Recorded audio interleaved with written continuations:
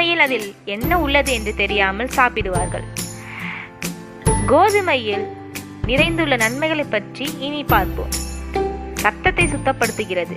தினமும் கோதுமை உணவில் சேர்த்து வந்தால் இரத்தத்தில் உள்ள நச்சுக்கள் வெளியேறி இரத்தம் சுத்தமாகிறது. உடல் எடை குறைய செய்கிறது. பெரும்பாலானோருக்கு கோதுமை பொருட்களை சாப்பிட்டால் உடல் எடை குறையும் என்று தெரியும். இருப்பினும் உடல் எடையை குறைக்க நினைப்போர் மைதாவை தவிர்த்து கோதுமை சாப்பிடுவது மிகவும் நல்லது. செரிமான பிரச்சனையை நீக்குகிறது. மைதா அதிகம் சாப்பிட்டால் செரிமான பிரச்சனை ஏற்படும். ஆனால் கோதுமையை சாப்பிட்டால் அது எளிதில் ஜீரணமாவதால் செரிமான பிரச்சனை ஏற்படாது. இதய நோய் உள்ளவர்கள் கோதுமை உணவில் சேர்த்து வந்தால் இதயம் வலிமையடைகிறது.